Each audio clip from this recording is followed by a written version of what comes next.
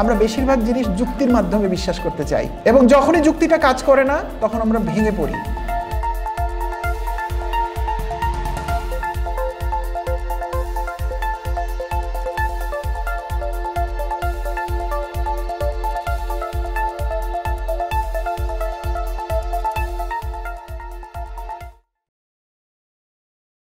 Slowly আমরা বড় হচ্ছি, রিস্টার্ট ইয়োরসেলফ বড় হচ্ছে আপনাদের দোয়ায় এবং আল্লাহর ইচ্ছায়, আলহামদুলিল্লাহ।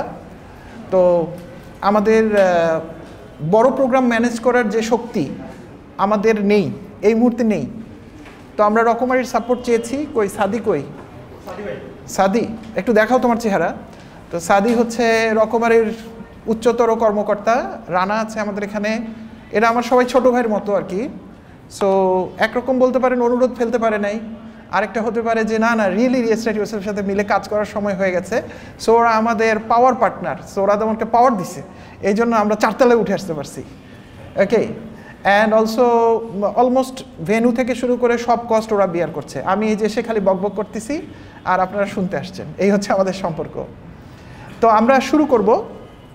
3টা আমাদের টাইম দেওয়া ছিল, কিন্তু জানেন আমাদের জানেন তো আমরা এখন ওই জায়গায় পৌঁছাতে পারি নাই যে 3টা ট্রেন 3টায় ছাড়বে, এটা হয় না। তো আমরাও একটু হাতে সময় রেখেছিলাম, আর বৃষ্টির জন্য অনেকেই আমাদের টিমের সাথে যোগাযোগ করে বলেছেন যে একটু সময় লাগছে। তো আমরা এই জন্য 3:30 ঠিক করেছি এবং 3:30তেই আমরা শুরু করলাম, আলহামদুলিল্লাহ। আমার অনেক চেনা মুখ, আপনাদের সাথে মনে হয় কোনো একটা ব্রেকে কথা বলবো। আনোয়ার ভাইকে দেখতে পাচ্ছি, অনেক পুরাতন, সালাউদ্দিন রাইট, হ্যাঁ অনেক দিন পর, হারাই গেছিল মনে হচ্ছে। অনেকেই কাউকে একটু আধা চেনা লাগছে, কারণ মাঝখানে হয়তো অনেকদিন দেখা হয়নি। সো আমরা শুরু করি। সাকিব ভাই উইথ ফ্যামিলি, থ্যাংক ইউ। যাদের নাম বলছি না তারা আবার মন খারাপ করছেন নাকি? সবার নাম বলতে থাকলে, এই যে আরেক ছোট ভাই আমাদের, সো নাম বলা শুরু করলে সন্ধ্যা হয়ে যাবে নাম বলতে বলতে। তাহলে আমরা আজকে আস্তে আস্তে শুরু করি, কি বলেন? তো আপনারা জানেন যে রিস্টার্ট ইয়োরসেলফে আমরা মূলত কি কাজ করি, আপনি কি জানেন? আমরা মূলত পিপল ডেভেলপমেন্ট এবং ট্রান্সফরমেশন নিয়ে কাজ করি। 2টাই ইংরেজি শব্দ, 3টাই ইংরেজি শব্দ। তো ডেভেলপমেন্ট বলতে আমরা বুঝাই যে এক জায়গা থেকে আরেক জায়গায় ইমপ্রুভ করা, তাই না? ধরেন আমি দোতলায় উঠেছি, এখন 3 তলায় উঠছি, সো এটাকে আমরা বলি ডেভেলপমেন্ট। আর ট্রান্সফরমেশন বলতে আমরা বুঝি যে আগে আমি কুড়ে ঘরে ছিলাম, একদম সেটা ভেঙে চুরে দিয়ে আমি একটা দেয়াল বাড়ি বানালাম, আমি একটা বিল্ডিং বাড়ি বানালাম, এটাকে বলি আমরা ট্রান্সফরমেশন। তো মানুষের উন্নতির ধাপগুলোই এরকম। মানুষ প্রথমে কিছুদিন ডেভেলপমেন্টের মধ্য দিয়ে যায়, তারপর একসময় মানুষ ট্রান্সফরমেশন করতে চায়। কোনটা সহজ, ডেভেলপমেন্ট সহজ না ট্রান্সফরমেশন সহজ? ডেভেলপমেন্ট সহজ। আসলে 2টাই কঠিন, কিন্তু কঠিনের মধ্যে যদি আমরা সহজ বলি তাহলে ডেভেলপমেন্টটা হচ্ছে তুলনামূলকভাবে সহজ, আর ট্রান্সফরমেশন হচ্ছে রিয়েলি কঠিন। আর প্রাপ্তির জায়গায় যদি আমরা দেখি, পাওয়া মানে আমি কি পেতে যাচ্ছি, সেই জায়গাতে কোনটা বেশি, ডেভেলপমেন্ট না ট্রান্সফরমেশন? ট্রান্সফরমেশন। কিন্তু এই জার্নিটা যেহেতু কঠিন, সেহেতু আমরা অনেকেই ট্রান্সফরমেশনের জার্নির ভিতর দিয়ে যেতে চাই না। আমাদের বেশিরভাগ মানুষের জীবন কাটে একটা নির্দিষ্ট নিয়মের মধ্য দিয়ে, অর্থাৎ আমরা যেখানে বেঁচে জন্মগ্রহণ করেছি, যেখানে আমরা বেড়ে উঠেছি, সেইখানে আমরা যা কিছু দেখি শুনি, আমাদের আশপাশের মানুষগুলো আমাদেরকে যা কিছু বলেন, তারা হয়তো বেশিরভাগই আমাদের প্রিয় মানুষ, আমাদের অভিভাবক। তারা আমাদেরকে যেভাবে বলেন আমাদের ভালোর জন্যই কিন্তু বলেন, কিন্তু তাদের দৃষ্টিভঙ্গি থেকে বলেন। তো আমরা সেগুলো শুনতে শুনতে আমরা একরকম অভ্যস্ত হয়ে যাই। এরপর আমরা জীবনে উন্নতি করি, কিন্তু সেই উন্নতিগুলো হয়ে যায় শুধুমাত্র ডেভেলপমেন্ট।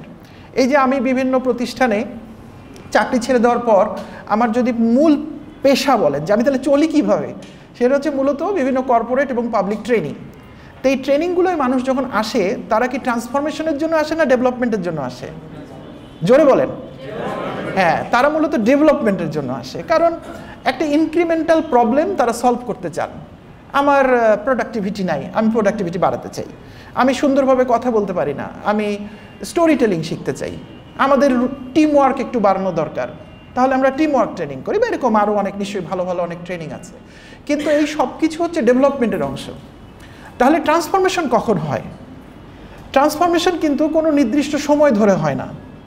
এমন কিছু নির্দিষ্ট করে বলা সম্ভব না যে আজ 8ই আগস্ট আপনারা আজকে আসলেন এবং গ্রোথ মাইন্ডসেটের জিনিসটা বুঝে আপনি সাথে সাথে ট্রান্সফর্ম হয়ে যাবেন, এরকম কিছু কখনো নাই। আমি বোঝাতে পেরেছি? এটা অল্প অল্প করে হয়, কিন্তু হঠাৎ করে একদিন আপনার চোখে আসে।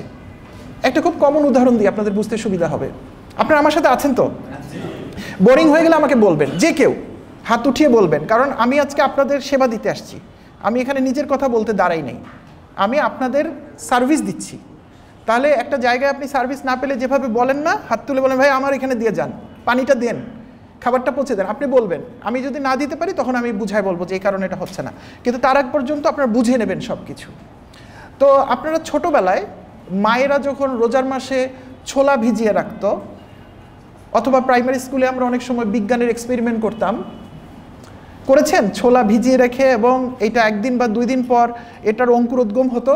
কার কার এই অভিজ্ঞতা আছে? ওকে, সো আপনারা রাতে ছোলাটা ভিজিয়ে রেখেছেন বা বিকেলে ভিজিয়ে রেখেছেন, পরের দিন সকালবেলা উঠে আপনি দেখতেছেন ছোলা থেকে ছোট্ট ছোট্ট মূল আর কি অঙ্কুরোদ্গম এটা হয়ে গেছে। কিন্তু ঠিক কয়টার সময় হয়েছে, রাত কয়টা বেজে হয়েছে, এটা কি নির্দিষ্ট করে বলা সম্ভব? এটা কিন্তু বলা সম্ভব না। তাহলে আপনাকে সারা রাত জেগে থাকার পর আপনি বুঝতে পারবেন না, মনে হবে একটু একটু করে জিনিসটা কোন সময় যেন তৈরি হয়ে গেছে। কিন্তু যখন একটা ছোলা বা ওই বুট বলি আমরা, এটার যখন অঙ্কুরোদ্গম হয়ে যায় তখন কি এটার খাওয়ার যোগ্য থাকে? পর্যাপ্ত অঙ্কুরোদ্গম যদি হয়ে যায় তাহলে কিন্তু এটার খাওয়ার যোগ্য থাকবে না। অঙ্কুরোদ্গম ঘটে যাওয়াটা একটা ছোলার জীবনের, যে কোনো একটা বীজের জীবনের সবচেয়ে গুরুত্বপূর্ণ ঘটনা। আমরা যেগুলো ভিজিয়ে খেয়ে ফেলি, এতে কিন্তু এর জীবনের, ছোলার জীবনের মূল চাওয়া পাওয়া কিন্তু পূরণ হয় না। সে আপনার পেটে যাওয়ার জন্য জন্মায় নাই, সে জন্মাইছে আরেকটা গাছের জন্ম দেওয়ার জন্য। তাহলে একটা ছোলা যখন অঙ্কুরোদ্গম ঘটে যায় তখন এটা হয় তার ট্রান্সফরমেশন। আর একটা ছোলা নিয়ে যখন আপনি ভাজি করে খান, কাবাবের সাথে মিশিয়ে খান, এগুলো হচ্ছে ওর ডেভেলপমেন্ট। আমি কি বোঝাতে পেরেছি? ছোলার খাবার ভাল লাগে, আরও ভালো ভালো মায়েরা আপারা রান্না করেন, নতুন নতুন পদ আরও ভালো লাগবে, কিন্তু এগুলো হচ্ছে ছোলার ডেভেলপমেন্ট। ছোলা এই জন্য জন্মেনি, ছোলা জন্মেছে নিজেকে আরেকটা গাছের মা হিসেবে জন্ম দেওয়ার জন্য, যেইটা হচ্ছে একটা ট্রান্সফরমেশন। তাহলে আমাদের ট্রান্সফরমেশন জার্নির জন্য আমরা রিস্টার্ট ইয়োরসেলফ আপনাদেরকে সবসময় খুব জোর দিই, কারণ আমরা জন্মেছি একটা নির্দিষ্টভাবে, কিন্তু আমাদেরকে এভাবেই যে থাকতে হবে এটার জন্য আমরা কারো কাছে কোনো গ্যারান্টি লেটার দিয়ে আসি নাই, কোনো মুচলেখা দিয়ে আসি নাই কারো কাছে। দিয়েছেন নাকি আপনারা যে বাকি জীবন এভাবেই কাটাবো? তো আমরা নিজেদেরকে ট্রান্সফর্ম করার চেষ্টা করব। আমরা জানি না আল্লাহ তাআলা আমাদের নসিবে কি রেখে দিচ্ছেন, কারণ নসিবে বিশ্বাস করাটা হচ্ছে আমাদের ইমানের একটা বড় অংশ। কিন্তু ইমানের যে 7টা অংশ আছে তার ভিতর একটা, সেটা আমরা অস্বীকার করতে পারি না। কিন্তু আমার নসিবে কি আছে এই জন্য আমি যদি শুয়ে থাকি সারাদিন, তাহলে তো আমার কুরে একটা মানুষের উপাধি জুটবে, নোবেল প্রাইজ পাবো কুরেমির উপর, এটাই নসিবে আছে। আমি বোঝাতে পেরেছি? আল্লাহ তাআলা আমাদেরকে এটাও বলেছেন যে চেষ্টা করো, যে জাতি চেষ্টা করবে তাকে দেওয়া হয়, এটা কোরআনের আয়াত। তার মানে আমার চেষ্টাটা আমাকে চালিয়ে যেতে হবে, রেজাল্ট কি হবে আমরা সেটা জানি না। তো কেন আমরা রিস্টার্ট ইয়োরসেলফ থেকে মানুষকে ট্রান্সফর্ম করার কথা সবসময় বলি, যদিও এটা কাজটা কঠিন? কারণ আমরা এমন একটা দেশে এবং এমন একটা জায়গায় জন্মেছি, এখানে আমাদের জন্য আসলে অফুরন্ত সম্ভাবনা আছে। আপনি যদি নেগেটিভলি দেখেন তাহলে আমি বাকি কথাগুলো বলবো না, কারণ আজকে আমাদের এগুলো বলার উদ্দেশ্য নাই। আমাদের দেশের হাজার হাজার লক্ষ লক্ষ প্রবলেম আছে না? এটা বলার জন্য পত্রপত্রিকা বসে আছে, এটা খুললেই দেখতে পাবেন। এগুলোও আজকে আসবে এক জায়গায় আমাদের আলোচনায়, কিন্তু ওই আলাপগুলো আমরা আজকে করব না। এই 5:30 বা 6:30 এখান থেকে বের হইলেই ওগুলোর সামনে আপনি পড়ে যাবেন। আমরা ওগুলোর মধ্যে যাব না, এগুলো শোনার জন্য এনাফ সময় আমাদের আছে। তো একই দিকে সমস্যা যেমন আমাদের আছে, আমাদের সম্ভাবনাও আছে। আমরা ওই সম্ভাবনার জায়গাটাকে নিজে থেকে ওই সুযোগটা আমরা গ্রহণ করতে চাই ইনশাল্লাহ। ঠিক আছে, তাহলে সেই জার্নির পথে আমাদের যেই সমস্ত মূল উপাদান আমাদের জানা দরকার, মাইন্ডসেট হচ্ছে তার ভিতরে একটা। আমি শিওর আপনারা এটা বুঝেন, নাহলে আপনারা কষ্ট করে এখানে আসতেন না, বা অনলাইনে যারা জয়েন করেছেন তারা এটা করতেন না।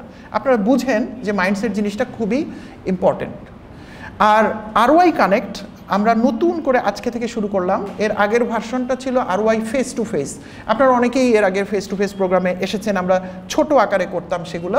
ফেস টু ফেসে আমাদের কোনো নির্দিষ্ট টপিক থাকতো না, আমরা একদম ওপেন থাকতাম, আমরা সরাসরি কথা বলতাম, কারণ তখন অডিয়েন্সের সাইজটাও ছোট ছিল। কিন্তু কানেক্টে আমাদের সবসময় ইনশাল্লাহ একটা টপিক থাকবে, যেমন আজকের টপিক হচ্ছে মাইন্ডসেট। এরটার পরেরটাও আমরা নিশ্চয়ই একটা টপিক সিলেক্ট করবো, আজকে ঘোষণা করছি না। এবং এই টপিকগুলো সবই হবে আমাদের ট্রান্সফরমেশনের এক একটা নিয়ামক।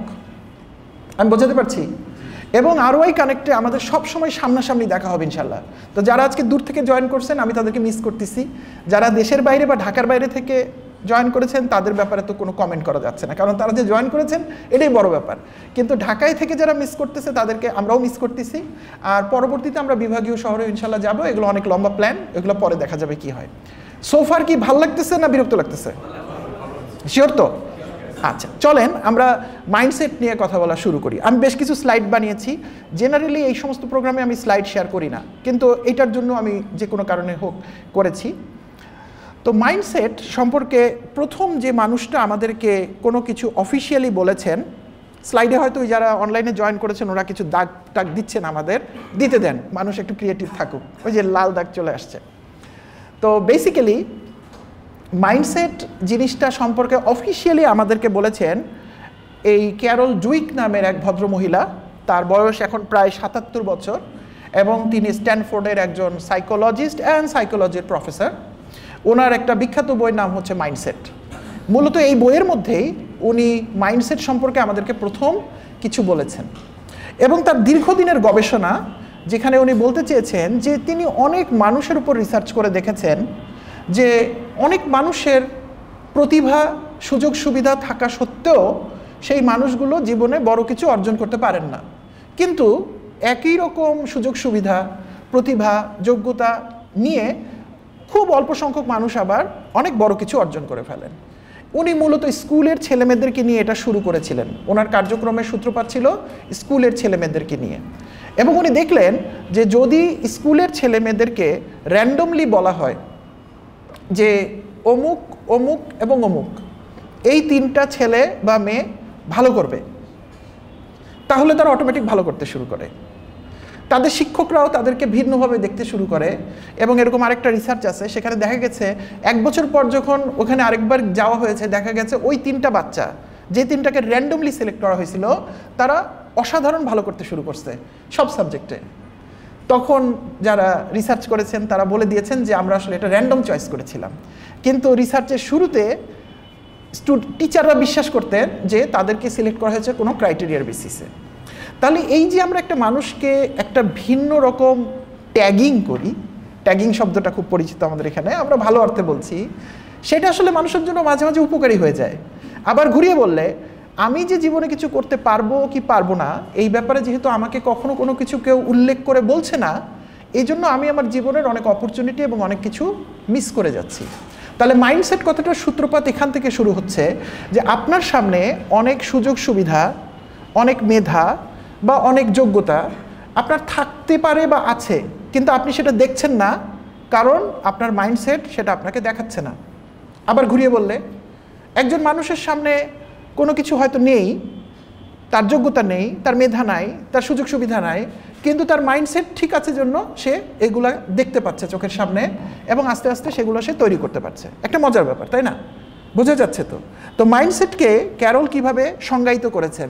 উনি বলেছেন মাইন্ডসেট হচ্ছে মানুষের চিন্তা ভাবনার ধরন, যেভাবে আমরা নিজেকে, অন্যকে এবং আমাদের চারপাশের ঘটনাগুলোকে দেখি এবং ব্যাখ্যা করি। এটা আমাদের চিন্তা ভাবনার একটা ধরন। এটাকে আমরা অনেক সময় বলি প্যারাডাইম বা দৃষ্টিভঙ্গিও আমরা বলে থাকি। একই জিনিস আমরা ভিন্ন ভিন্নভাবে দেখি। কয়েকদিন আগে আমার বাসার একটা ঘটনা বলি। আমার ছেলে স্কুল শুরু হবে, মানে নতুন ক্লাস 6-এ, এটা বোধহয় তার আগের দিনের কথা। তার যে কোনো কারণে মনে হয়েছে যে স্কুল সংক্রান্ত একটা জিনিস এখনও সংগ্রহ করা হয়নি, কেনা হয়নি।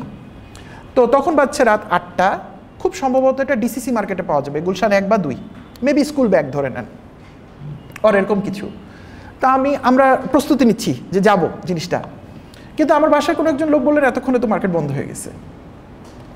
ভালো করে খেয়াল করেন, আমরা কিন্তু সবাই বাসাতেই বসে আছি, এবং এমন না যে প্রতিদিন আমরা ডিসিসি মার্কেটে যাই। তো আমার বাসায় একজন মানুষ বললেন ডিসিসি মার্কেটটা এতক্ষণে বন্ধ হয়ে গেছে। তো আমরা বললাম আরেকটা মার্কেট, বলে এটা তো এতক্ষণে ক্লোজড। তো যেহেতু ছেলে ছোট, তাকে নিয়ে আমি বের হলাম যে আচ্ছা যদি নাও পাওয়া যায় একটা মনের তো শান্তি থাকবে। ছোট বাচ্চারা এগুলো সব ব্যাপারে খুব ওয়ারিড থাকে যে সবাই এটা পেলো, তার নাই। আর যেহেতু একটা নতুন ক্লাস শুরু করছে, আমার নিজের জীবনে ক্লাস 6-এর শুরুটা একটা খুব ব্যক্তিগতভাবে আমার জীবনে একটা গ্লোরিয়াস চ্যাপ্টার, মানে আমার জীবন গড়ে ওঠার পিছনে, সেজন্য হতে পারে। তা আমি নিজে ঠিক করলাম যে ওকে আমি ক্লাস 6-এর শুরুটা একদম সুন্দরভাবে করি। তা আমরা বের হলাম এবং ডিসিসি মার্কেটে গিয়ে আমরা ঠিকই দোকান খোলা পেলাম, আমরা ব্যাগটা কিনলাম, এবং আমরা বাসায় যখন ফিরতেছি তখন গুলশান 2-এর ডিসিসি মার্কেট তখনও খোলা। এবং আমরা কিন্তু আলহামদুলিল্লাহ কাজটা করতে পেরেছি। এটা একটা সামান্য বিষয়, খুবই ক্ষুদ্র বিষয়, কিন্তু দেখেন একটা জিনিস না জেনে আমি বলছি যে এখন বন্ধ হয়ে গেছে, আবার আপনি বলছেন যে ঠিক আছে বন্ধ হতে পারে, বাট লেটস ট্রাই, এবং জিনিসটা আমরা পেয়ে গেলাম। এই যে দেখার বিষয়, এটা দৃষ্টিভঙ্গির একটা অংশ। আমি কি বোঝাতে পারছি? এটাকে আমরা সাধারণত একটা চশমার সাথে তুলনা করি, আমি চশমার সাথে তুলনা করি। আজকে এই রুমে যারা চশমা পরে আছেন তারা যদি চশমা খুলে রাখেন, অনেকে খুলে রাখছেন দেখা যাচ্ছে, তারপর দেখতে পাচ্ছেন, তারা আপনাদের চোখ এত খারাপ না, কিন্তু যাদের চোখ রিয়েলি খারাপ তারা যদি চশমা খুলে রাখেন আপনি কি দেখতে পাবেন ঠিক মতো? উত্তর হচ্ছে পাবেন না, পারবেন না, তাই না? এখন কল্পনা করেন আপনাদের সবারই এরকম চশমা আছে, বিভিন্ন রেঞ্জের, পাওয়ার রেঞ্জের, এবং আপনি এটা খুললে দেখতে পারেন না। তাহলে আপনি যদি খুলে রাখেন তাহলে আপনার দেখার কিছু নাই, আপনি সব ব্লার দেখতে পাচ্ছেন, আর পড়লে আপনি ফ্রেশ দেখতে পাচ্ছেন।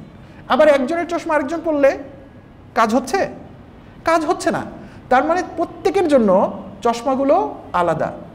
দৃষ্টিভঙ্গি ঠিক এরকমই একটা অজানা চশমা, অদেখা চশমা, যেটা আপনার আমার চোখের মধ্যে লেগে আছে।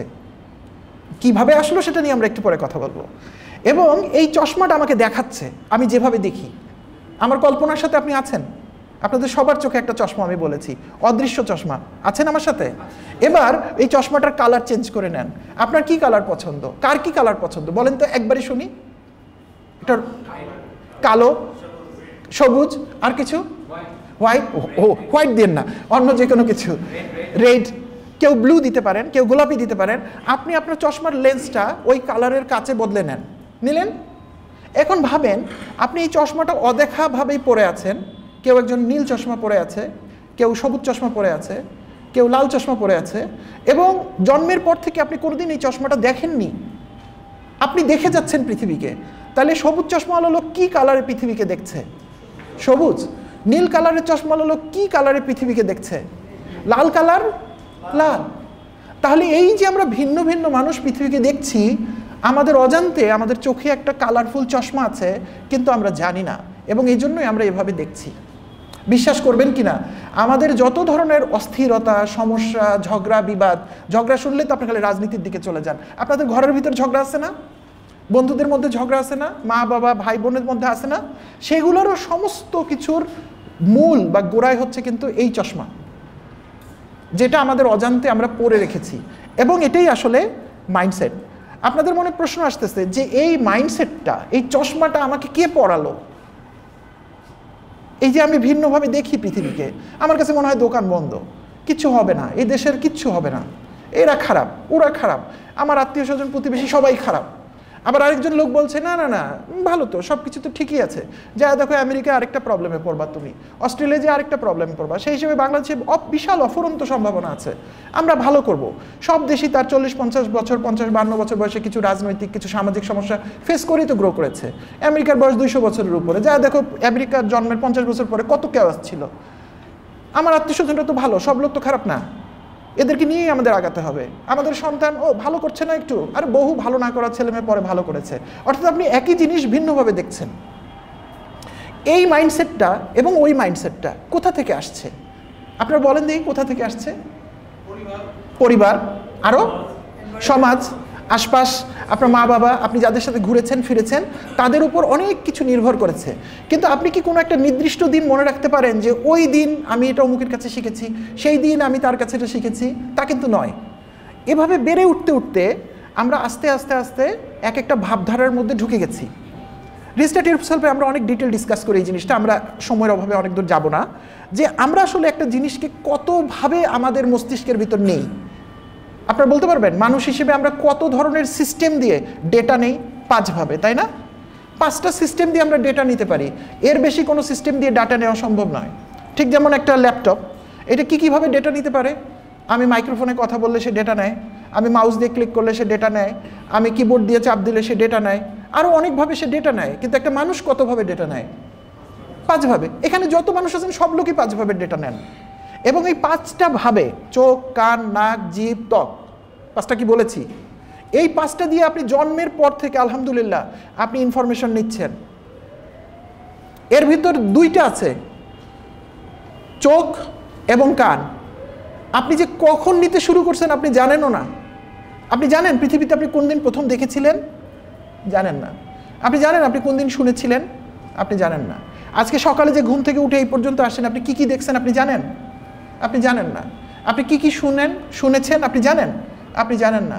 তাহলে দেখেন, আপনার মস্তিষ্ক যদি একটা কম্পিউটারের প্রসেসর হয়, আপনি সেটাকে কন্টিনিউয়াসলি ক্লিক করেই যাচ্ছেন। এখানে আমার মন চাচ্ছে আমি ক্লিক করছি, তাহলে ওর অবস্থাটা কি হবে? ওর ভিতরের অবস্থাটা কি হবে? সেটা হ্যাং করবে না? স্লো হয়ে যাবে না? তা আল্লাহ আমাদেরকে এমন পাওয়ারফুল একটা মস্তিষ্ক দিচ্ছে, এটা হ্যাং করে না, কিন্তু সেটা ডেটা প্রসেস করতেছে। এবং এই অজানা ইনফরমেশনগুলো, অদেখা ইনফরমেশনগুলো, অদেখা বলছি এই অর্থে যে আপনি উদ্দেশ্য নিয়ে তো দেখেননি, সেগুলোই কিন্তু আপনার ভিতরে এটা বিল্ড করছে এবং আমাদের মনস্তত্ত্ব তৈরি হচ্ছে। একটা ছোট গল্প বলি, আপনারা জানেন ওই গল্পটা। এক চোরের গল্প শুনতে ভালো লাগে নাকি? একটা চোর অনেক ভোর পর্যন্ত চুরি করছে। এখন ফজরের ওয়াক্ত হয়ে গেছে, আলো ফুটতেছে, তো সে একটা পুকুরে নেমে হাত পা ধুচ্ছে। আর ঠিক একই সময় একজন ভালো মুসল্লি, মেবি একজন হুজুর বা একজন ভালো মানুষ, তিনিও ফজরের নামাজ পড়ার জন্য ওই পুকুরে নেমে উনিও অজু করছেন। তো এখন হুজুর কি ভাবছে, মুসল্লি কি ভাবছে ওই লোকটাকে দেখে? যে দেখেন, মানুষের ছিঁড়া কাপড়, গা পা ছড়ে গেছে, দাগ কেটে গেছে, অথচ লোকটা কত ইমানদার, ঠিক ফজরের ওয়াক্তে কিন্তু নামাজ পড়তে আসছে।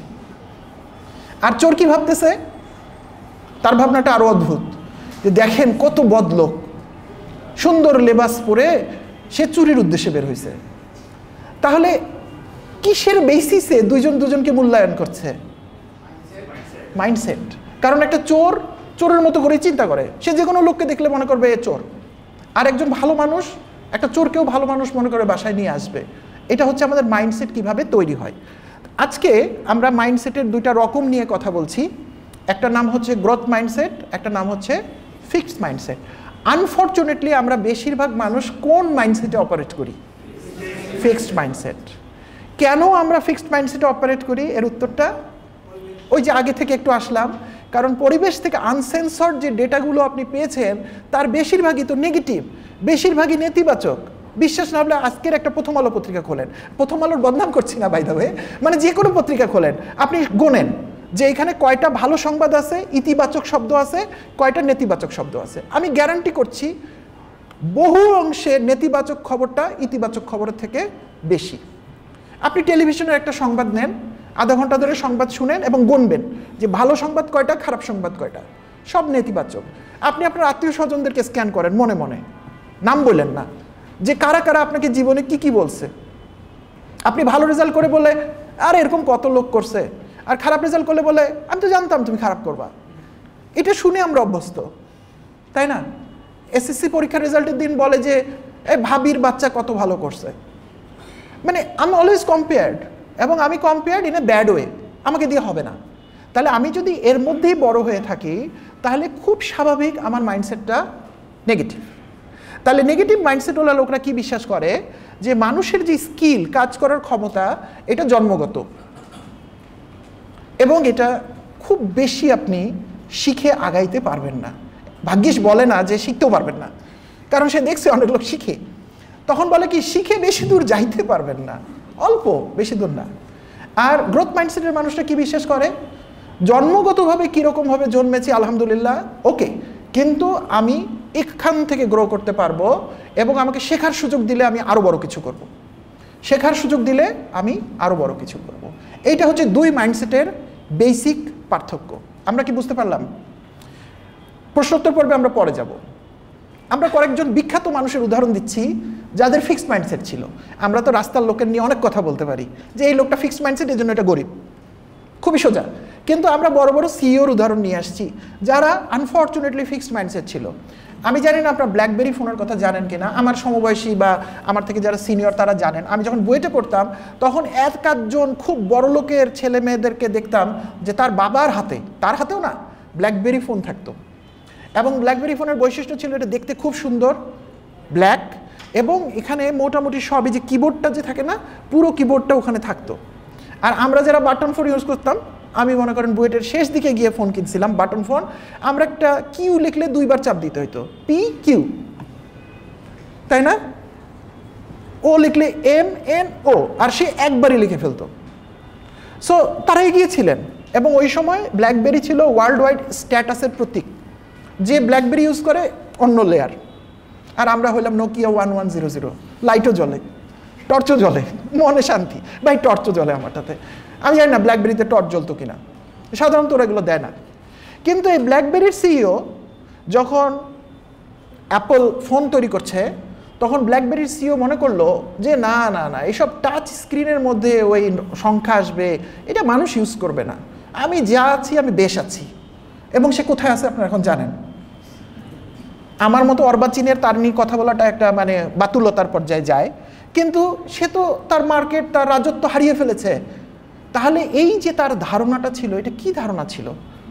Fixed mindset. তিনি কি বোকা লোক ছিলেন? তিনি কি মূর্খ লোক ছিলেন? না, নাহলে এত বড় কোম্পানির কিভাবে কো ফাউন্ডার এবং কো সিইও ছিলেন? কিন্তু ওই যে ফিক্সড মাইন্ডসেট তাকে আটকে ফেলেছিল, তিনি এর বাইরের জায়গাটা আর কখনো দেখতে পারেননি। আরেকটা উদাহরণ আপনারা সবাই জানেন, কোডাক। আমরা এগেইন আরও ছোটোবেলার উদাহরণ, যখন আমরা মানে ফিল্ম দিয়ে ছবি তোলা হতো, তাই না? এবং কয়টা ফিল্ম থাকতো? 25টা বা 26টা, 36টা। শেষের দিকের গুলো কিন্তু 22 লাখ ছবি উঠতো। দেখলো সবাই রেডি হয়ে আছে, ক্লিক করলো, উঠলো, ভাই শেষ। আবার উঠলো, তা আরেকবার ট্রাই দিই, আরেকটা ট্রাই দিই, তাই না? আমার এবং আমার আব্বার এরকম একটা ঐতিহাসিক ছবি আছে। আমি আমার আব্বা গেছিলাম পাসপোর্ট সাইজ ছবি নিতে। তা সেই সময় আগে তো দোকানে গিয়ে এগুলো করতে হতো, স্টুডিওতে একটা লোক আসছে তার ক্যামেরা থেকে ফিল্মটা খুলে নিতে। তখনকার এগুলো কাজ কেউ নিজে হাতে করতো না, যদি ফিল্মটা নষ্ট হয় পুরো ক্যামেরাটাই নিয়ে আসতো। তো এই ক্যামেরাটা হাতে নেওয়ার পর ওই ফিল্মের দোকানের মালিক বা যে ছেলেটা বসেছিল, বয়স্ক লোক, সে বলছে আরে এটা তো মনে একটা ফিল্ম আছে। তো বলে দেখেন। তা আমি আমার আব্বা দাঁড়িয়েছিলাম, তো বলে আপনাদের একটা ছবি তুলি। তখন আমি ক্লাস 7 বা 6-এ পড়ি, জিলা স্কুলের ড্রেস পরা। তো লোক ক্লিক করছে, ছবি উঠে গেছে। সো এরকম ছিল একটা ব্যাপার। কোডাক বা ওই সময় আর যে সমস্ত ফিল্ম ছিল, তারা কি মনে করতেন, এই যে কোডাকের সিইও মিস্টার ফিশার সাহেব মনে করতেন যে ডিজিটাল ক্যামেরা আসলে আমাদের কিছু করতে পারবে না। এবং পরবর্তীতে তো কি হয়েছে আপনারা জানেন। কিন্তু দুঃখের খবর কি জানেন? পৃথিবীতে ডিজিটাল ক্যামেরা কারা বানাইছিল প্রথম? কোডাক। 1976-এ 75-এ তারা এটা প্রোডাক্ট বানিয়ে ফেলেছিল, কিন্তু তারা মার্কেটে দেয় নাই। কেন? চিন্তার বিষয়, কেন মার্কেটে দেয় নাই? একটা হইতে পারে মার্কেট রেডিনেস, ক্যামেরার সাথে তো পাওয়ার টাওয়ার অনেক কিছুর ব্যাপার আছে। আরেকটা বিষয় তারা হিসাব করে দেখেছে, নর্মাল ফিল্ম ক্যামেরার যে প্রফিটেবিলিটি, যারা ফাইন্যান্সের কাজ করেন তারা জানেন একটা জিনিস বিক্রি করলে কত টাকা প্রফিট হয়, আর একটা ডিজিটাল ক্যামেরার প্রফিটেবিলিটি কম। তাহলে আমি যদি এখন ডিজিটাল ক্যামেরার মার্কেটে দিয়ে দিই, তাহলে তো আমার প্রোডাক্টকে খেয়ে ফেলবে। এটাকে আমরা বিজনেসের ভাষায় বলি ক্যানিবালাইজেশন। সে আর ডিজিটাল ক্যামেরা দেয়নি, অথচ সে সবার আগে বানিয়েছে। এবং সে একটা নিজের মধ্যে নেগেটিভিটি, একটা ফিক্সড মাইন্ডসেট তৈরি করেছে যে ডিজিটাল ক্যামেরা কাজ করবে না। এক সময় অন্য কোম্পানির ডিজিটাল ক্যামেরা তাকে শুদ্ধ ধুয়ে মুছে সাফ করে দিছে। সো এগুলো উদাহরণ হচ্ছে, বড় বড় মানুষদেরও এই সমস্যা থাকতে পারে, আমাদের থাকাটা অত্যন্ত স্বাভাবিক। সো আমরা কিছু গ্রোথ মাইন্ডসেট হলো মানুষের নাম বলি, এগুলো মানুষকে আপনারা চিনেন। ম্যান্ডেলা 27 বছর জেল খেটেছে। মাঝে মাঝে নিজে আপনাদেরকে যখন বলি, আমি নিজেই ভাবি এটা, যে আমার যদি 27 বছরের জেল হইতো, তাহলে আমি কি ভাবতাম? আমি পরিবারের কাছে বিদায় নিয়ে চলে যেতাম।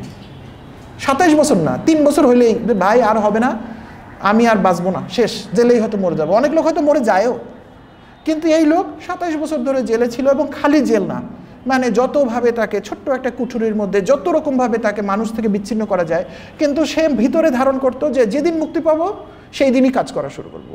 অনেক লোক 27 বছর বাঁচেনি হয়তো জেলে, অনেক মানুষ থাকবে না, যাবজ্জীবন কত জেলেই মরে যায়, কিন্তু সে বেঁচে ছিল সামহাও, আল্লাহ তাকে বাঁচিয়ে রেখেছিলেন এবং তিনি বের হয়ে গিয়ে কিন্তু তার মিশনটা কমপ্লিট করেছেন।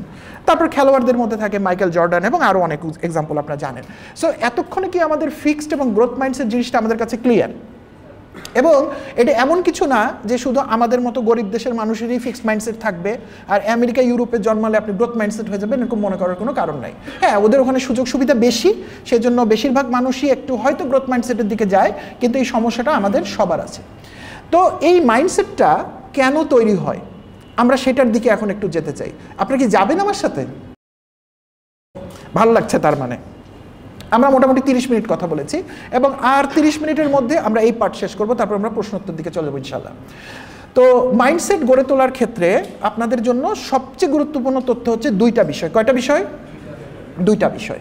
আপনারা কিন্তু স্লাইডগুলো একটু মনে রাখার চেষ্টা করবেন, যদিও স্লাইডের সমস্ত কথা আপনাদের হ্যান্ডআউটে দেওয়া আছে, তবুও স্লাইডটা আমি এই জন্য মনে রাখার অনুরোধ করছি। আমরা শেষে এই স্লাইডটা রিক্যাপ করব একটা স্লাইডে, তাহলে কি হবে, আমাদের ছবির মতো মনের মধ্যে থেকে গেলে আপনি বাসে ট্রাকে চলতে চলতে আপনি এটা মনে করে ফেলতে পারবেন। লিখে রাখলে আপনি এটা ভুলে যাবেন, কারণ এই কাগজ কোথায় যাবে বাসায় আপনি জানেন না। সো মাইন্ডসেট গঠন করার জন্য আমাদের কয়টা বিষয় জানা খুব জরুরি? দুইটা। জোর পাইলাম না কথায়, কয়টা? দুইটা। একটার নাম হচ্ছে বিশ্বাস, আর একটার নাম হচ্ছে দৃষ্টিভঙ্গি। সো বিশ্বাস আমার নিজের খুবই পছন্দের একটা টপিক, এবং আমাকে যদি আপনারা বিশ্বাস নিয়ে প্রশ্ন করেন প্রশ্নোত্তর সেশনে 1-8টা প্রশ্ন থাকলে ওকে, কিন্তু আমি বিশ্বাস নিয়ে কথা বলতে গেলে ওইটাই 2-3 ঘন্টা চলে যাবে, কারণ এটার সাথে কিন্তু রিলিজিয়াস বিশ্বাস এবং অন্য বিশ্বাসের অনেক কানেকশন আছে, যেটা আমি অনেক পরে বুঝছি। আল্লাহ আমাকে বুঝাইছে আলহামদুলিল্লাহ, কিন্তু আমি অনেক পরে বুঝছি, এবং যতদিন আমি বুঝি নাই আমি ভিন্ন রাস্তায় ছিলাম, ভুল রাস্তায় ছিলাম। এটা বলতে স্বীকার করতে কোনো অসুবিধা নাই, কারণ ভুল থেকেই তো আমরা শিখি। তো একটা হচ্ছে বিশ্বাস, এবং যখন আমরা বিশ্বাস বলি এটা কিন্তু শর্ত সাপেক্ষে বিশ্বাস হলে সেটাকে আমরা বিশ্বাস বলি না। আমি বোঝাতে পেরেছি? ধরেন আমি আপনাদেরকে জিজ্ঞেস করলাম যে আমার পকেটে একটা নীল কালারের কলম আছে, আপনারা কারা কারা বিশ্বাস করেন? হাত তোলেন তো। ওকে, এটা আমার খুব কমন প্রশ্ন আমার জন্য, কিন্তু আমার পকেটে নাই। মিশু নাই, সো এখন হাত তুলেছে বেচারা। আমার পকেটে নাই, কে ধোকা খেলো? কে ধোকা? আপনি কি ক্ষতিগ্রস্ত হয়েছেন? আমি ধোকা দিয়েছি, মানে আমি কালপ্রিট, আপনি না। আমি বিশ্বাস বলতে বুঝিয়েছি এই যে আপনি বিশ্বাস করতে পারেন। কিছু কিছু লোক হাত তোলেন নাই, তার আমি বুঝতে পেরেছি আমাকে নিয়ে তাদের সন্দেহ আছে আগে থেকেই, সেটা ঠিক আছে, ওকে ফাইন। আচ্ছা, তারা খুশি হয়েছেন যে ভাই দেখেন আপনারা তো হাত তুলছেন, জিনিস তো নাই না, কিন্তু আমরা ওই জায়গাটাতে নাই। আমরা বলছি আমি তো বিশ্বাস করতে পারি। রবীন্দ্রনাথের ভাষায় বললে আমি তো ভালোবাসতে পারি। ধোকা খাওয়ার পর মানুষগুলো বলে না, ছ্যাক খাওয়ার পর বলে আমি তো ভালোবাসতে পারি। আসলে একটা বড় ব্যাপার, মানে আপনি ভালোবাসতে পারেন। এখন ভালোবাসতে পারেন জন্যই তো আপনি ভালোবাসছেন, এবং এই জন্যই তো আপনি ছ্যাঁকা খাইছেন, সেটা পরের অংশ। ছ্যাঁকা কে দিছে? আরেকজন। আমি তাকে নিয়ে কেন ভাবছি? আমি যে পারি, আমার ভিতর যে এত বড় একটা গুণ তৈরি হয়েছে, সেটা কেন আমি বুঝছি না? এবং ভালোবাসা মানেই যে একটা তরুণ একটা তরুণীকে ভালোবাসবে তা তো না। ভালোবাসা একটা গুণ। আপনি আপনার বাবাকে ভালোবাসতে পারেন, মাকে পারেন, সন্তানকে পারেন, দেশকে পারেন, তাই না? আপনি যদি ভালোই না বাসেন তো আপনি কার জন্য কি করবেন? ঠিক একইভাবে বিশ্বাস একটা গুণ। ভালো করে বুঝেন, বিশ্বাস একটা গুণ। আপনি বিশ্বাস করতে পারেন কিনা ওইটা ইম্পর্টেন্ট। আমরা বেশিরভাগ বিশ্বাস করতে পারি নাকি পারি না? জোরে বলেন। পারি না। আমরা বিশ্বাস করার আগে যুক্তি চাই। এই যে আমি 500 টাকা দিয়ে রেজিস্ট্রেশন করব, কি কি পাবো? কথা বলবেন 1 ঘন্টা, তা আমার কি? ও একটা ডকুমেন্ট দিবেন, ওটা তো 20 টাকা। আপনি গুনতেছেন, 501 টাকার জিনিস হয়ে গেলে ইয়েস আমি রেজিস্ট্রেশন করব, কারণ বিজনেস কেস চলে আসছে। এটা হচ্ছে হিসাব করে বিশ্বাস। বিশ্বাস করেন কি জানেন না, করেন না আমি জানি না, আমরা বেশিরভাগ জিনিস যুক্তির মাধ্যমে বিশ্বাস করতে চাই, এবং যখনই যুক্তিটা কাজ করে না তখন আমরা ভেঙে পড়ি। এই জন্য ইদানিং, আমি জানি না এটা রেকর্ডে রাখা উচিত হবে কিনা, পরে সিদ্ধান্ত নেব, যারা আল্লাহ তাআলা আছে কি না এই ব্যাপারে আমার সাথে কথা বলতে আসে তাদের সাথে আমি কোনো কথা বলি না। কেন? কারণ তাকে আমি এটা যুক্তি দিয়ে বোঝাবার প্রয়োজন বোধ করি না। আর আমি একসময় নিজেই প্রশ্ন করে বেড়াতাম মানুষকে, কিন্তু আমি এখন বুঝে ফেলেছি এটা এমন এক বিশ্বাস যেখানে কোনো যুক্তির জায়গা নাই। কাজে কেউ যদি বলে আমাকে যুক্তি দিয়ে বোঝান, সে আমার থেকে বহু দূরে। আমি বলছি না সে খারাপ লোক বা ভালো লোক, সেটা বিচার করার দায়িত্ব আল্লাহ তাআলার, কিন্তু আমি তার সাথে এই আলোচনার মধ্যে যাব না, কারণ আমি যুক্তিও দিব না, তাকে বোঝাবো না। কারণ যুক্তি দিয়ে যে বিশ্বাস তৈরি হয় সেই বিশ্বাসের কোনো মূল্য নাই। যুক্তি দিয়ে যেটা করা হয় সেটা অন্য কিছু, সেটার নাম হলো বিজনেস। আমি কি বোঝাতে পেরেছি? সো বিশ্বাস একটা অজানা জিনিস। বিশ্বাস নিয়ে কিছু স্টাডি করেছি, তারা বলেছে এটা না থট না ইমোশন, অর্থাৎ এটা চিন্তাও না, এটা ইমোশনও না। এটা কি? এটা একটা মেন্টাল স্টেট, মনস্তাত্ত্বিক একটা অবস্থা। কি? আমি বিশ্বাস করতে পারি, শেষ, কোনো কথা নাই। আপনি যে বড় কিছু হবেন, আপনি কি এটা বিশ্বাস করেন? করি, শেষ, আমাকে বলা লাগবে না। আমরা সাধারণত মানুষকে বলার সময় বলি যে দেখেন রেজিস্টার্ড ইয়োরসেলফ কত বড় বিজনেস হয়, কিন্তু নিজে নিজে একলা যখন বাসায় থাকি রাত্রে ঘুমাইতে পারি না। মানে বলতেছি আর কি, হবে কি, চাকরি ছেড়ে কি ভুল করলাম? তো কার ভিতর নেতিবাচকতা ঢুকে বসে আছে? আমার নিজের ভিতর। তো আমি পাবলিকলি বড় কথা বলে লাভ কি? আমি তো নিজেই জিনিসটা বিশ্বাস করি না, এটা তো হবে না। এবং সেই জন্য বেশিরভাগ মানুষ আমরা যা অর্জন করতে চাই সেটা কাজ করে না আমাদের জন্য, কারণ আমরা যেটা বলি ওটা পাবলিককে বলতে আমাদের ভালো লাগে, কিন্তু একা একা হইলে আমাদের মধ্যে ওই বিশ্বাসগুলো নষ্ট হতে শুরু করে আমাদের ভিতরের নেগেটিভ চিন্তা দিয়ে নেতিবাচক চিন্তা দিয়ে। আমরা কি আসি একসাথে? আমি কিন্তু শুধু বিশ্বাসের মধ্যেই আসি এখন পর্যন্ত। সো বিশ্বাস হচ্ছে একটা জিনিস না বুঝে, না যুক্তি দিয়ে, না কোনো কিছু, আই ডোন্ট কেয়ার, আমি এটা বিশ্বাস করি, শেষ। আমি বিশ্বাস করি আমার ছেলে বড় কিছু করবে, আমাকে কেন যুক্তি দিতে হবে? কেন আপনাকে বলতে হবে আমার যে সে কত মার্কস পাইছে? আমি মনে করি সেটা পারবে। আমি আপনাদের জন্য বলছি, আমার মনে হয় আমাদের দেশ ভালো করবে, শেষ। আর কোনো কথা নেই এর মধ্যে। ভাই ও যে ওটা করলো, সে যে সেটা, এটা আপনি চিন্তা করেন, এটা আমার চিন্তা করার বিষয় নয়। আমি কি বোঝাতে পেরেছি? সো বিশ্বাস হচ্ছে একটা মানুষের একটা ইন্টারনাল মেন্টাল স্টেট, যেটা কোনো যুক্তির উপর নির্ভর করে না। তো যখন আপনি একজন ফিক্সড মাইন্ডসেটের মানুষকে বিশ্বাস সম্পর্কে জিজ্ঞেস করেন, তার বিশ্বাস হচ্ছে দক্ষতা হচ্ছে জন্মগত, স্কিল হচ্ছে জন্মগত, সে এইটাই বিশ্বাস করে। আমি বোঝাতে পারছি? এবং তারা বলে শিখে ভাই বেশি দূর আগাইতে পারবে না, অল্প কিছু দূর যাইতে পারবা, বেশি দূর আগাতে পারবা না। এইটা হচ্ছে কাদের বিশ্বাস? Fixed mindset. আপনি নিজের সাথে মেলাবেন, কারণ আমরা কিন্তু বলেছি আমরা কেউই গ্রোথ মাইন্ডসেট নাও থাকতে পারি, আমার নিজেরও আছে। সো আমি নিজেকে ওইখানে যাচাই বাছাই করব, যেটুকু আমার কারেক্ট করার কথা আমি সেটা কারেক্ট করব, ঠিক আছে? বোঝা যাচ্ছে? কিন্তু গ্রোথ মাইন্ডসেটের লোকরা কি বিশ্বাস করে? বিশ্বাস করে দক্ষতা গড়ে তোলা যায়, অর্থাৎ একটা স্কিল চাইলে আমি তৈরি করতে পারবো, এবং আমাকে যদি আপনি শিখতে দেন আমি উন্নতি করতে পারবো, আপনিও যদি শিখেন আপনি উন্নতি করতে পারবেন। এটা হচ্ছে গ্রোথ মাইন্ডসেটের বিশ্বাস। আমি যে কোচ হিসেবে কাজ করি, আমি সেদিনই একটা জায়গায় ছোট কোচিংয়ের একটা ট্রেনিং দিতেছিলাম, তো তাদেরকে শুরুতেই আমি এটা বলেছি যে যখন আমরা কোচিং সেশনে ঢুকি, যে লোকটা আসে সে এক গাদা সমস্যা নিয়ে আসে না। এটা কিন্তু প্রাইভেট কোচিং না, মানে ইন্টারমিডিয়েট উদ্ভাসের কোচিং না, আবার এটা হচ্ছে personal coaching, life coaching, business coaching. কিন্তু অ্যাজ এ কোচ কিন্তু আমরা এটা বিশ্বাস করি যে এই লোকটা পারবে। যে সমস্যা নিয়ে এসেছে সে বলে আমার অনেক সমস্যা, আমি পারবো না, কিন্তু কোচ হিসেবে আমি কি বিশ্বাস করি? সে পারবে। এটা হচ্ছে বিশ্বাস। আমি এই মাইন্ডসেট না নিলে আমি ভালো কোচই হতে পারবো না। আমি বোঝাতে পেরেছি? বিশ্বাস ক্লিয়ার? আরেকটা জিনিসের নাম হচ্ছে ফোকাস। একটা জিনিসকে আমরা কিভাবে দেখি, একটা জিনিস কিভাবে বিশ্বাস করি, একটা জিনিসকে আমরা কিভাবে দেখি। তাহলে যারা ফিক্সড মাইন্ডসেটের লোক তারা কিভাবে দেখে? তারা হচ্ছে কোনো কিছুর আউটকামটার দিকে তাদের মনোযোগ বেশি। আমি শিওর আপনারা এখন অনেক মানুষকে খুঁজে পাবেন আপনাদের আশপাশে, মানে এখানে আশপাশ না, পরিবার এবং অন্য জায়গায়, যাদের ভিতর এই রকম প্রবণতা আছে। তারা খালি রেজাল্টটা খুঁজে, অর্থাৎ ফলাফলটা কি, তারা প্রসেসটার দিকে তাদের মনোযোগ নাই। আমি কি বোঝাতে পারছি? যে কোনো কিছু আপনি যখন একটা অর্জন করেন, একটা আম গাছ, এখান থেকে আম হয়, আপনাদের গ্রামের বাড়িতে অনেক বড় বড় আম গাছ আছে, অনেক আম হয়। আপনি হয়তো কোনো সময় পাঠিয়ে দিলে বাসায় খান, ঢাকায় না পাঠিয়ে দিলে আপনার এলাকার লোকরাই খেয়ে ফেলে। কিন্তু এই আম গাছটা কে রোপণ করেছিল? কে রোপণ করেছিল আম গাছটা? আপনি না অন্য কেউ? মেবি আমার বাবা। তো আমার বাবা হয়তো, আমার মা গল্প করেছে, তোর আব্বু তুই যখন ছোট তোকে কোলে নিয়ে এই গাছটা রোপণ করছিল। তারপর কি এই গাছটা রোপণ করার পর কি উনি ফেলে দিয়ে চলে আসছিল? না, উনি ঘিরে দিয়ে রেখেছিল, উনি গরু ছাগলকে দূরে ভাগায় দিছিল, উনি ওখানে সার দিয়েছেন, পানি দিয়েছেন, খেয়াল রেখেছেন, একটা কাঠি বা লাঠি দিয়ে দিয়েছেন যাতে গাছটা ভেঙে না পড়ে। তারপর এটা আস্তে আস্তে আস্তে বড় হয়ে গেছে। আমার বাবা মরে গেছেন, কিন্তু গাছ কিন্তু ফল দিচ্ছে। আমি খাবো কি খাবো না এটা কিন্তু আর ইম্পর্টেন্ট নাই, গাছ ফল দিচ্ছে। কিন্তু একটা ফিক্সড মাইন্ডসেটের লোক প্রথমেই যে ফল চায়, সে যায় বলে যে এই গাছ গাললে কি ভালো ফল হবে, মিষ্টি ফল হবে, তার হলো প্রথম চিন্তা এটা।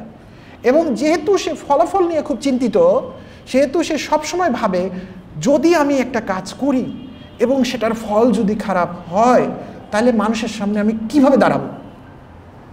এই জন্য তারা কি করে? কোনো কাজই করে না, তারা কোনো ইনিশিয়েটিভে দেয় না। কারণ তারা ভাবে যদি হেরে যাই, আমার পাশের বাসার লোক তো হারছে, অমুক তো হারছে, তাহলে আমি হেরে গেলে আমার চেহারাটা কী হবে, আমার ফেসটা আমি কীভাবে দেখাবো। বোঝাতে পারছি? তো গ্রোথ মাইন্ডসেটের লোকরা কীভাবে চিন্তা করে? গ্রোথ মাইন্ডসেটের লোকরা বলে যে প্রসেসটা ইম্পর্টেন্ট, প্রসেসটা ইম্পর্টেন্ট। আমি একটা গাছ পেয়েছি, আমাকে দোকানদার বলেছে এই গাছের ফল ভাই মিষ্টি হবে, আমি আল্লাহর ওয়াস্তে গাছ এনে বিসমিল্লাহ বলে গাছ রোপণ করে দিয়েছি। তারপর আমি গাছের যত্ন নিচ্ছি, চর্চা করছি, কারণ একদিন এই গাছ থেকে ফল হবে। মিষ্টি ফল হলে আমরা খাবো, আমার বেঁচে থাকার পর, আমি মরে যাওয়ার পর হলে আমার সন্তানরা খাবে, আমার এলাকার মানুষ খাবে, আর টক হলে ওরা ফেলে দিবে। কিন্তু টক হইতে পারে এই সন্দেহে আমি গাছই গাড়বো না, এবং এই প্রসেস কঠিন, আমাকে প্রতিদিন সার দিতে হবে, পানি দিতে হবে, এই কমিটমেন্ট আমি করতে পারবো না, এই জন্য গাছই গাড়বো না। বাজারে যাব, ব্যাগে করে ফল নিয়ে আসবো, খাবো, না থাকলে খাবো না। এইটা হচ্ছে ফিক্সড মাইন্ডসেটের লোক। আর গ্রোথ মাইন্ডসেটের লোক সবসময় প্রসেস ফোকাস, যে আমরা কি কাজটা ঠিক মতো করছি, আচ্ছা করা হয়নি, কি কি জিনিস ভুল হয়েছে, চলেন ওইগুলো আমরা আবার ঠিক ঠিক করে ফেলি, তাহলে আপনার যদি প্রসেস ঠিক থাকে তাহলে রেজাল্ট অটোমেটিক আসবে। কারণ রেজাল্ট কি আপনি নির্ধারণ করেন? কে রেজাল্ট নির্ধারণ করে? আল্লাহ তাআলা। এবং রেজাল্টটা থেকে আসে আমাদের কিন্তু পারিপার্শ্বিক জায়গা থেকে, তাই না? আমরা তো রেজাল্ট নির্ধারণ করি না, রেজাল্ট অটোমেটিক আসে। যারা বিজনেস করবেন, যারা এভাবে চিন্তা করেন আস্তে আস্তে, আপনি এখানে বসে বলতে পারছেন না আপনার বিজনেস কত বড় হবে, কেউ গ্যারান্টি করতে পারে না, নোবডি। কিন্তু আপনি রাইট কাজটা করতে পারেন, আজকের দিনের রাইট অ্যাকশনটা নিতে পারেন। তো এই হচ্ছে আমাদের ফিক্সড মাইন্ডসেট এবং গ্রোথ মাইন্ডসেটের মৌলিক পার্থক্য। মৌলিক পার্থক্য কয়টা বলেছি আমরা? দুইটা। কি কি? বিশ্বাস এবং দৃষ্টিভঙ্গি। এইটার উপর ভিত্তি করে চারটা জায়গাতে আমাদের পার্থক্য হতে শুরু করে দেয়। অর্থাৎ একটা ফিক্সড মাইন্ডসেট এবং গ্রোথ মাইন্ডসেটের লোকদের কার্যক্রমে আস্তে আস্তে পার্থক্যটা ছড়িয়ে যেতে শুরু করে। বোঝা যাচ্ছে? সো আপনি হয়তো উত্তর দিকে হাঁটতে শুরু করেছেন, একজন দক্ষিণ দিকে হাঁটতে শুরু করেছে। আপনি হেঁটেছেন 1 মাইল, সেও হেঁটেছে 1 মাইল, কিন্তু দূরত্ব কত তৈরি হয়েছে? 2 মাইল।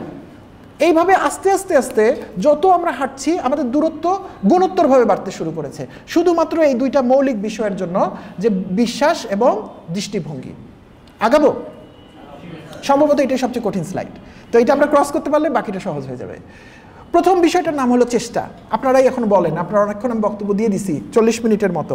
আপনারাই বলেন গ্রোথ মাইন্ডসেটের লোকরা চেষ্টাকে কিভাবে দেখে? Growth, never give up. তারা চেষ্টা করাটাকে কোনো ত্রুটি হিসেবে দেখে না। আর ফিক্সড মাইন্ডসেটের লোকরা চেষ্টা করে না। কেন করে না? কারণ তারা আগে গ্যারান্টি চায়। তারা গ্যারান্টি চায়। আমরা আজকে এই যে প্রতিষ্ঠানে দাঁড়িয়ে আছি, সেটা উদ্ভাস, উন্মেষ, এই বড় বড় কোচিং সেন্টার, আইসেই বলে এখানে পড়লে কি আমার ছেলে ওইটা হবে? আরে ভাই, এটা কেউ গ্যারান্টি করতে পারছে না। আপনার বাচ্চাকে যদি বই খাতা তাবিজ বানায় গলায় ঝুলাই দেওয়া হয়, তাও আমরা গ্যারান্টি করতে পারি না। কারণ তাকে পড়াশোনা করতে হবে, শিখতে হবে, তারপর আল্লাহ তাআলা যদি তার কপালে নসিবে রাখে তাহলে হবে, নাহলে হবে না। কিন্তু ফিক্সড মাইন্ডসেটের লোক চেষ্টা করার আগে জিজ্ঞেস করবে, ভাই গ্যারান্টি দিতে হবে। কিন্তু আমরা তো কেউ গ্যারান্টি করতে পারি না। দ্বিতীয় পয়েন্টটা আমরা একবারে পুরোটা বলবো, চ্যালেঞ্জ। বাধার মুখে পড়লে ফিক্সড মাইন্ডসেটের লোকরা কি বলে? বাধার মুখে হতাশ হয়ে যায়, বলে আবার এখন উঠা লাগবে, আবার সকালে উঠতে হবে, আবার দৌড়াতে হবে, এই যেরকম আছি ভালোই তো, খারাপ কি আছে, আসতেছে তো, কাজকর্ম তো চলতেছে। তারা চ্যালেঞ্জকে পছন্দ করে না। কেন চ্যালেঞ্জকে পছন্দ করে না? কারণ চ্যালেঞ্জের উল্টা দিকেই আছে আমাদের একটা মুভি আছে, সরি অ্যাডভার্টাইজমেন্ট আছে না, বলে কি হার কি আগে জিত হ্যায়, তাই না? বলো তো। সো হারের পরে জিত, কিন্তু তারা হারের পরে কিছু দেখতে পারে না। তারা ভাবে যে হেরে গেলে তো আমি শেষ। আর গ্রোথ মাইন্ডসেটের লোকরা বলে হারলে আমি শিখি। এবং ফিক্সড মাইন্ডসেটের লোকদেরকে যদি আপনি কোনো ফিডব্যাক দেন, ফিডব্যাক মানে বুঝেছেন তো, আপনি যে ভালো করছেন না এটা যদি তাকে আপনি বলেন, তাহলে ফিক্সড মাইন্ডসেটের লোকটা কেমনভাবে নেয়? ভয় পেয়ে যায়, রেগে যায়, সে তাকে জন্মের শত্রু বানায় ফেলে, যে আমরা দেখতে পারে না, এই জন্য আমাকে এইগুলো বলতেছে। কখনো সে অপটিমিস্টিকলি চিন্তা করে না যে সে হয়তো আমার বন্ধু, সে আমার ভালোর জন্য আমাকে কথাগুলো বলে দিচ্ছে। তাহলে এই চারটা জিনিস আমরা অলরেডি বলে ফেলছি, যে এফোর্টের জায়গায় ফিক্সড মাইন্ডসেটের লোকরা চেষ্টা করার দরকার নেই বলে ধরে নেয়, আর গ্রোথ মাইন্ডসেটের লোকরা বলে যে দক্ষতা বাড়াতে হলে আমাকে চেষ্টা করতে হবে, জন্মেছি মৃত্যুর দিন পর্যন্ত চেষ্টা চলতে থাকবে ইনশাল্লাহ। যখন চ্যালেঞ্জের কথা আসে, ফিক্সড মাইন্ডসেটের লোকরা চ্যালেঞ্জকে এড়িয়ে যায়, আর গ্রোথ মাইন্ডসেটের লোকরা চ্যালেঞ্জকে একটা সুযোগ হিসেবে দেখে, সে হাল ছাড়ে না। হারার ক্ষেত্রে ফিক্সড মাইন্ডসেটের লোকরা ভেঙে পড়ে, হারকে তারা অপছন্দ করে, এই জন্য তারা হারতে চায় না, তারা চ্যালেঞ্জই নেয় না। আর গ্রোথ মাইন্ডসেটের লোকরা বলে যে ভুল যদি হয় সেখান থেকে আমি শিখবো, এর পরের বার আর এই ভুলটা আমি করবো না। ফাইনালি ফিডব্যাকের জায়গায় ফিক্সড মাইন্ডসেটের লোকরা ফিডব্যাককে ভয় পায়, তারা ব্যক্তিগতভাবে নিয়ে নেয় এবং অসহ্যভাবে মানুষকে দেখে। অন্যদিকে যদি গ্রোথ মাইন্ডসেটের লোকরা ফিডব্যাককে সহজভাবে নেয়। এই স্লাইডটা কিন্তু খুবই ইম্পর্টেন্ট, কারণ আপনারা যখন সামনে আজকে সন্ধ্যা থেকে যখন কাজ করতে যাবেন, আপনারা খেয়াল রাখবেন এই 4 জায়গাতে আপনারা বা আমি কেমনভাবে নিজেকে দেখি, কেমনভাবে আচরণ করি। আমি শিওর ইনশাল্লাহ মৃত্যু পর্যন্ত আল্লাহ আমাদের সবার হায়াত অনেক বাড়িয়ে দেখ, কিন্তু তারপরও মৃত্যু পর্যন্ত, যেদিন মৃত্যু আমাদের আসবেই তো, তার আগ পর্যন্ত আপনি 4টা জিনিসের মধ্য দিয়ে যাবেনই। আপনার চেষ্টার প্রয়োজন হবে, আপনার সামনে চ্যালেঞ্জ আসবে, আপনি হারবেন এবং আপনাকে কেউ ফিডব্যাক দিবে। এই 4টা জিনিসকে আপনি পজিটিভলি এমব্রেস করতে যদি পারেন, আপনি আস্তে আস্তে গ্রোথে চলে যাবেন, না পারলে ফিক্সডেই থেকে যাব আমরা। এবং এই দুটার মৌলিক কাঠামো কোন জায়গায় আছে? স্লাইডের বাম দিকে আছে, বিশ্বাসের জায়গায় এবং আমরা কিভাবে একটা জিনিসকে দেখি সেই জায়গার উপর লুকিয়ে আছে। ওকে, আমি সামনের দিকে এগোচ্ছি, আমরা কঠিন অংশ পার হয়েছি।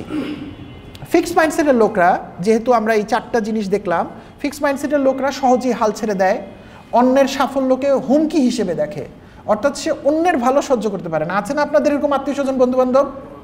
এটা বললে খুব খুশি আপনারা। আত্মীয় স্বজনের মধ্যে দেখেন, নিজের মধ্যে দেখেন, হ্যাঁ আসি কিছু কিছু আসি, অফিস কলিগদের মধ্যেও আছে। প্রমোশন দিলে মনে হয় মানে আমার টাকা দিয়ে ওনারে প্রমোশন দিছে, এরকম একটা মনে হয়, তাই না? সো এটা হয়। বাট ঠিক আছে, আমরা একটু ফিক্সড মাইন্ডসেট থাকবো। আমিও আছি, আমার ভিতর প্রচণ্ড সমস্যা আছে, আমি এটা স্বীকার করে নিয়েই কথাটা বলছি। কারণ মানব সন্তান হিসেবে, মানুষ হিসেবে আমরা তো পারফেক্ট হয়ে জন্মাইনি। আমাদের আল্লাহর রসুল ছাড়া কেউই পারফেক্ট না। আমরা তো কি, আমার সামনে এখন দুইটা রাস্তা, আমি ইমপারফেক্টনেস নিয়ে বিছানায় ঘুমিয়ে থাকতে পারি, একটা হচ্ছে আল্লাহর ওয়াস্তে আমি চেষ্টা চালিয়ে যেতে পারি। আমরা দ্বিতীয় পথটা বেছে নেব, গ্রোথ মাইন্ডসেটে আমরা দ্বিতীয়টা বেছে নেব। এরা অন্যের সাফল্য দেখলে হুমকির মধ্যে পড়ে, আত্মরক্ষামূলক আচরণ করে, অর্থাৎ কি সেলফ ডিফেন্সিভ হয়ে যায়। তারকে যদি কিছু বলতে গেলে সে নিজেই রেগে যায়, সেলফ ডিফেন্সিভ হয়ে যায়। অন্যের এবং নিজের ব্যাপারে নেতিবাচক কথাবার্তা বলে, অর্থাৎ নেগেটিভ কথা বলে, এবং এদের ভিতরেই যত দুশ্চিন্তা, ডিপ্রেশন, বিষণ্ণতা এদেরকেই ধরে। উল্টা দিকে গ্রোথ মাইন্ডসেটের লোকরা প্রোঅ্যাক্টিভ হয়, এরা উদ্যমী হয়, চ্যালেঞ্জের সামনে দৃঢ় থাকে, সমালোচনা হলে শিখে নেয় সেখান থেকে, অন্য কোনো ভালো করলে সেখান থেকে অনুপ্রেরণা নেয়। ঠিক আছে, রহিম সাহেবের প্রমোশন যেহেতু হয়েছে, আমারটার নেক্সট কোয়ার্টারে হবে ইনশাল্লাহ, এবং ইতিবাচক থাকে এবং আত্মবিশ্বাস ধরে রাখে। আমি এই কথাটা অনেকবারই বলেছি আপনাদেরকে, আরও একবার বললাম, এরকম কোনো লোক পৃথিবীতে নাই যে পুরাই ফিক্সড মাইন্ডসেট অথবা পুরাই গ্রোথ মাইন্ডসেট। আসলে আমরা সবাই কিছু কিছু ক্ষেত্রে ফিক্সড মাইন্ডসেট, কিছু কিছু ক্ষেত্রে গ্রোথ মাইন্ডসেট। তাহলে আমাদের যে গ্রোথ মাইন্ডসেটটা আমরা ধরে রাখবো, আর যেখানে যেখানে আমরা ফিক্সড মাইন্ডসেট খুঁজে পাবো সেখানে সেখানে আমরা নিজেকে চেঞ্জ করার চেষ্টা করব।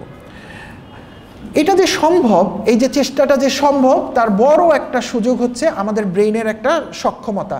মেবি আপনারা অনেকেই ইতিমধ্যে জানেন, এই টার্মটার সাথে আপনারা কারা কারা পরিচিত, নিউরোপ্লাস্টিসিটি, অনেকেই জানেন। যারা জানেন না তাদের জন্য সহজ করে দিচ্ছি, আমাদের ব্রেইনের একটা ফাংশন। এটা যে এমন না যে ইদানিং আমরা এটা পারছি, মানুষ সৃষ্টির আদিকাল থেকেই নিউরোপ্লাস্টিসিটিটা মানুষের ভিতরে ছিল। এটা সাম্প্রতিককালে আবিষ্কার করেছে, মেবি 100 বছর। তার আগ পর্যন্ত মানুষ মনে করতো ব্রেন যদি একটা জিনিস হারিয়ে ফেলে এটার কোনো দিন তৈরি করা যায় না। কিন্তু আপনাদের বাসায় আত্মীয় স্বজনদের মধ্যে নিশ্চয়ই আপনারা এরকম মানুষ পেয়েছেন যিনি স্ট্রোক করেছিলেন এবং তার অর্ধেক শরীর প্যারালাইজ হয়ে গেছে। হয়েছে এরকম কারো না কারো, দেখেছেন? তো যখন তিনি আঘাতটা পেয়েছেন, মানে পক্ষাঘাতটা দেওয়ার হয়েছে যেই দিন, সেই দিন তো তিনি শয্যাশায়ী। তারপর ডক্টর যখন তাকে ছেড়ে দিয়েছে এবং বলেছে ওনাকে ফিজিওথেরাপি করান, আপনারা যখন ওই রোগীটাকে আস্তে আস্তে ফিজিওথেরাপি করানো শুরু করলেন মন দিয়ে কাজ করে, তিনিও চেষ্টা করছেন, 2 মাসের মধ্যে মানুষটা হাঁটতে শুরু করে দেয়, করে। এবং আপনাকে দেখেছেন ফিজিওথেরাপিতে, আমার বাবার হয়েছিল, আমি তাকে সাভারে কি যেন নাম, সিআরপিতে নিয়ে যেতাম, ওনারা কলম ধরাতো, কলম, পেন, বল, একটা ছোট বল থেকে বড় বল, এই হাত থেকে এই হাত নেন, ঠিক এক্স্যাক্টলি আমরা ছোটোবেলায় বা আমি যখন ছোটো ছিলাম আমার বাবা আমাকে যেখানে শিখিয়েছে ঠিক ওইভাবেই শেখাচ্ছে। তার মানে কি, এই পক্ষাঘাতের কারণে তার ব্রেনের কিছু সেল ড্যামেজ হয়ে গেছে, সেই সেলগুলো যেভাবে শিখেছিল সেইগুলো আর কাজ করছে না, সেই সেলগুলো মরে গেছে ধরেন।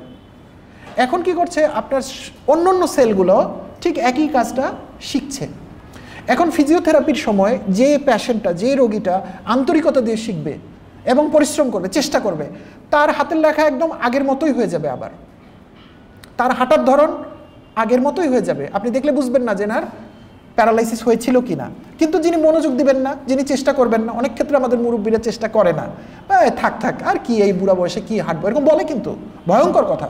এবং তারা কিন্তু আর কখনোই পুরোপুরি সুস্থতার ভিতর আসেন না। তাইলে এই যে চেঞ্জ হওয়াটার ধরনটার মধ্যে এমন না যে সৃষ্টিকর্তা কারো ব্রেনে কম সেল দিয়েছেন, কারো ব্রেনে বেশি সেল দিয়েছেন, সবারই অনেক বিলিয়ন বিলিয়ন নিউরন আছে। কিন্তু এই নিউরনগুলোকে আমরা কাজে লাগাচ্ছি কিনা তার উপর নির্ভর করছে নিউরনগুলোর ভিতর কানেকশন বিল্ড হচ্ছে কিনা। আমরা সবাই সাইকেল চালাতে জানি, মেজরিটি। ছোটোবেলায় কয়দিন লাগছে সাইকেল চালানো শিখতে? 3 দিন, 4 দিন, 5 দিন। তো এর আগে তো আপনি সাইকেল চালাতে পারতেন না, একটা 2 চাকার জিনিস, আমরা অবাক হয়ে দেখতাম যে কেমনি জিনিসটাতে ব্যালেন্স করে। তো আপনি শিখে ফেলেছেন, 20 বছর সাইকেল চালান না, এখন নিচে যায় যদি একটা সাইকেল দেখেন, আপনি চালাতে পারবেন না? নাকি কিছুক্ষণ ট্রায়াল দিতে হবে?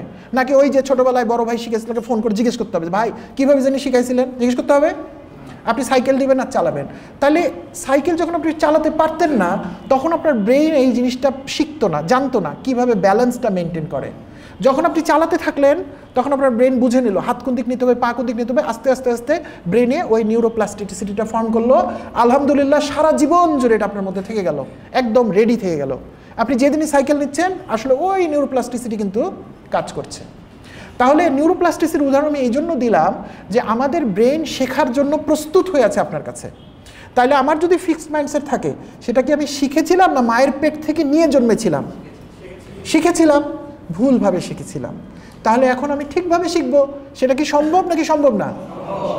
একজন লোক হাঁটতে পারতেন, তিনি যদি হাঁটা ভুলে যান প্যারালাইসিসের কারণে, কলম ধরতে পারেন সেটা যদি তিনি ভুলে যান, আর কিছু কাজ সেটা যদি তাকে শেখানো যায় 70, 80, 90 বছর বয়সে, তাহলে আপনি কেন মনে করতেছেন যে আমার ব্রেনে যেগুলো জিনিস ভুলভাবে গড়ে উঠেছে, একটা জিনিস দেখার ধরন, একটা জিনিস বোঝার ধরন, সেটাকে আমি বদলাতে পারবো না? এটা অফকোর্স অবশ্যই সম্ভব, কিন্তু কি করতে হবে? চেষ্টা করতে হবে। কাকে চেষ্টা করতে হবে? আপনাকে। কাকে?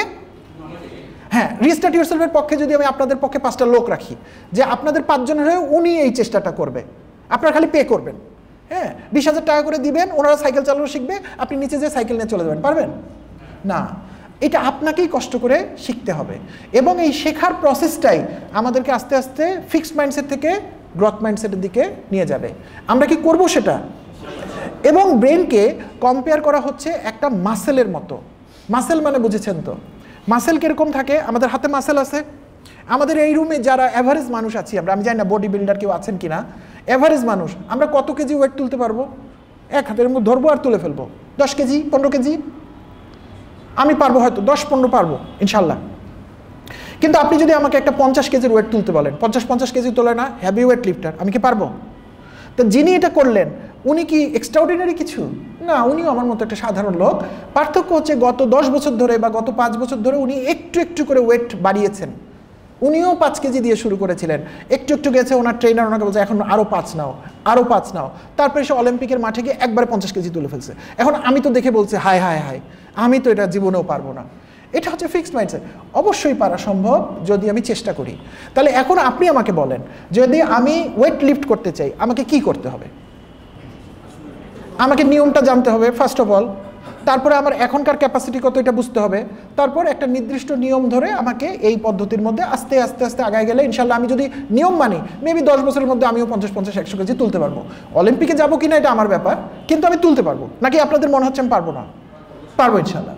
ঠিক এই জিনিসটা আমাদের ব্রেইনের মাসেলের ক্ষেত্রে ইউজ করতে হবে, ব্রেনের নিউরনের ক্ষেত্রে ইউজ করতে হবে। ব্রেনের মাসেল বললে ভুল বলা হবে জিনিসটা, ব্রেনের নিউরনের ক্ষেত্রে ইউজ করতে হবে। কি করতে হবে? আমাদেরকে জানতে হবে যে চ্যালেঞ্জ যদি আমার সামনে আসে, চ্যালেঞ্জ মানে কি? 5 কেজি তুলতেছিলাম, আপনি আমাকে 7 কেজি করে দিচ্ছেন, এটা আমার জন্য চ্যালেঞ্জ না? কষ্ট হচ্ছে তো, তার মানে কষ্ট হচ্ছে। আমার ট্রেনার আমাকে হয়তো বলবে কষ্ট পাচ্ছেন, তুলতে কষ্ট হচ্ছে, আমি ভাই হাত ছিঁড়ে যাচ্ছে, তার মানে গ্রোথ, আপনি গ্রো করছেন। আর গতকালকে 5 কেজি তুলছেন, আজকেও 5 কেজি তুলছেন, কালকে বলছেন টেরই পাচ্ছি না, তার মানে গ্রোথ হচ্ছে না। আপনারা অনেকে আছেন না অনেকদিন পর স্কুলে গিয়ে হঠাৎ করে মাঠে খেলেছেন, গ্রামে গিয়েছেন, ঈদের ছুটিতে মাঠে খেলেছেন, রাত্রে এসে সকালবেলা উঠে পাই ফেলতে পারছেন না, তার মানে কি? আপনার পায়ের মাসেলগুলো যে ফাইবারগুলো ওগুলো ছিঁড়ে গেছে। এখন যে সে নতুন করে রিবিল্ড হবে, সে কোন মডেলে রিবিল্ড হবে? নতুন মডেলে নাকি পুরনো মডেলে? নতুন মডেলে হবে যদি আপনি পরের দিন বিকালবেলা আবার ফুটবল খেলতে যান, তারপরের দিন আবার যান। কিন্তু আপনি যদি আর না যান, একদিন গেলেন আর ভাই অনেক ব্যথা, আর যাবো না জীবনে, তাহলে ও আবার আগের মডেলে আবার উঠবে। তো যখন ওই জন্য দেখবেন যারা কন্টিনিউয়াসলি ট্রাই করবে তার মাসেলগুলো আস্তে আস্তে নতুন করে তৈরি হবে, এবং আপনি 5-7 দিন পর আপনার হাতের বা পায়ের ব্যথাটা আবার চলে যাবে। কিন্তু আবার 15 কেজির জায়গায় আপনি 20 কেজি তুলবেন, আবার দেখবেন হাতে ব্যথা শুরু হয়ে গেছে, তার মানে কি? আপনার ফাইবারগুলো আবার ক্ষতিগ্রস্ত হয়ে গেছে, কারণ ও তো 15 কেজির জন্য তৈরি হয়েছিল। ঠিক একইভাবে আপনার ব্রেনের যে নিউরোপ্লাস্টিসিটির জায়গায় আপনি যখনই দেখবেন যে আমি তো এই ম্যাথটা পারি না, এই সোশ্যাল মিডিয়ার প্রবলেম তো আমি সলভ করতে পারছি না, কাস্টমার তো আসতেছে না, আমি তো কেন যেন পারতেছি না, সে তো সুন্দর মাইক্রোফোনের সামনে যাওয়ার কথা, আমার কেন কথা আটকা যায়, আমার মানুষ কেন ভিউ করছে না, তার মানে কি? আপনি স্ট্রাগলের সামনে পড়ে গেছেন। আর আমার আগেও ফলোয়ার ছিল 180K, এখনও 180K, 6 মাস পরও 180K, মানে আপনার তো হিউজ ফলোয়ার, আমি মনে মনে খুবই খুশি হই, কিন্তু অ্যাকচুয়ালি আমার চ্যালেঞ্জ আমার সামনে নাই। তাহলে আমি কি গ্রো করতেছি? না, আমি করছি না। তাহলে চ্যালেঞ্জ মানেই গ্রোথ, এটা আপনারা বিশ্বাস করতে হবে আজকের পর থেকে। মানে আমার সমস্যা হচ্ছে মানেই কিছু একটা ঘটছে, আমি ব্যথা পাচ্ছি মানেই কিছু একটা ঘটছে, আমার মেজাজ ঠিক থাকছে, মেজাজ খারাপ করা যাবে না তাই বলে, মেজাজ ঠিক থাকছে না মানেই কিছু একটা চেঞ্জ আমার হচ্ছে, আমি গ্রো করছি। ঠিক আছে, ক্লিয়ার?